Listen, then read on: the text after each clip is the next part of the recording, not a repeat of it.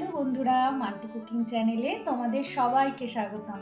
আর আজকে তোমাদের সাথে কিন্তু আমি শেয়ার করব এই পাবদা মাছের একটা রেসিপি।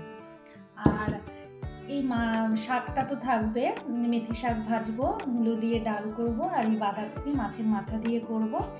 আর এই স্পেশাল থাকবে হচ্ছে পাবদা মাছের ঝোলটা, যেটা আমি সহজভাবে তোমাদেরকে দেখানোর চেষ্টা করব। তাহলে চলো দেখতে থাকো আমার এই ভিডিওটা।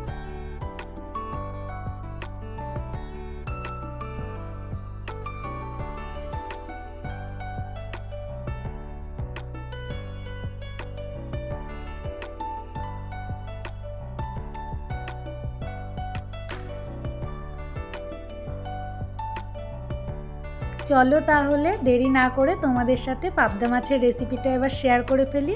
প্রথমেই কিন্তু তেল গরম করে আমি একটু ময়দাতে কোট করে নিয়ে তারপরে কিন্তু আমি মাছগুলোকে সব ভেজে নিয়েছি। আর দেখো মাছগুলো আমার ভাজাও হয়ে গেছে। আর এই মাছগুলো এরকমভাবে ভাজলে কিন্তু একটুও ভাঙে না।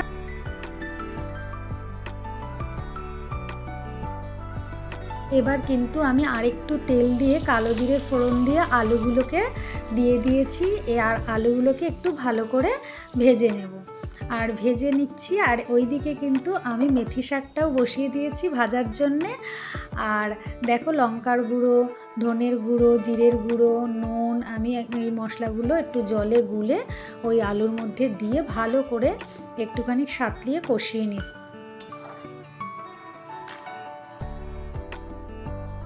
এবার মশলাটা থেকে তেল ছেড়ে এসছে। এবার কিন্তু আমি বেগুনগুলোকে দিয়ে আবারও ভালো করে একটুখানি কষিয়ে নেব আর ঢাকা দিয়ে দেব।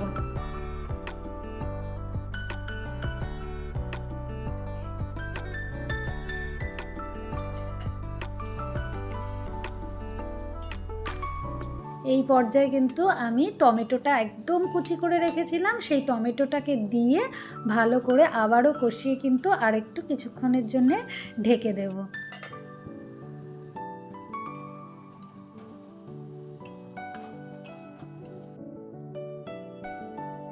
এবার কিন্তু সব মোটামুটি সেদ্ধ হয়ে গেছে, বেগুন আলু সব কিছুই সেদ্ধ হয়ে গেছে। আর এইদিকে আমি করব এখন একটুখানি সর্ষের গুঁড়ো, আমি 2 চামচ মতন নিইনি, 1.5 চামচ মতন নিয়েছিলাম।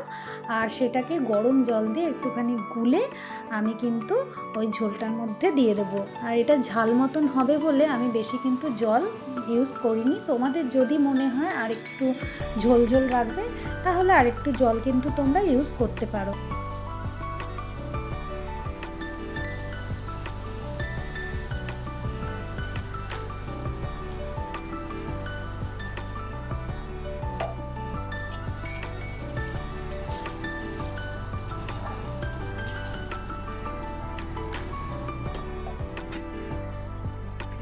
ঝোলটা কিন্তু এখন ফুটে এসছে। এবার কিন্তু মাছগুলো দিয়ে আমি কিন্তু হালকা ফুটালেই কিন্তু আমার এই পাবদা মাছের ঝালটা কিন্তু রেডি হয়ে যাবে। আর একটুখানি কাঁচা লঙ্কা আর ধনেপাতা আমি মাঝে দেব, তাহলেই কিন্তু হয়ে যাবে।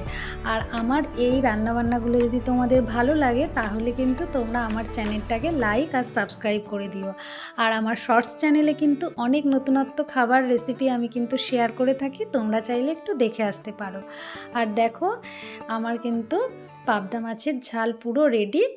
আর খুব টেস্টি হয় এইভাবে করলে। হালকা সর্ষের গুঁড়োটা দেবে, তাহলে কিন্তু খুব ভাল লাগবে। আর খুব ঝামেলাও না, সর্ষের একটুখানি গুঁড়ো দিলে কিন্তু খুব টেস্টিও হয়। আর আমি তো বাটি না, আমি এমনিই দিয়ে দিয়েছি একটু গরম জলে গুলে। এইভাবে একবার করে খেয়ে দেখো, তোমাদের অবশ্যই ভালো লাগবে।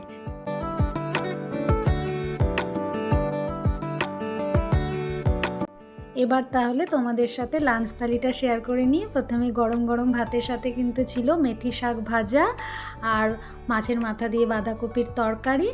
আর কিন্তু এই আজকে যে তোমাদের সাথে শেয়ার করলাম পাবদা মাছের ঝালটা, বেগুন আর আলু দিয়ে পাবদা মাছের ঝালটা কিন্তু আজকে ছিল।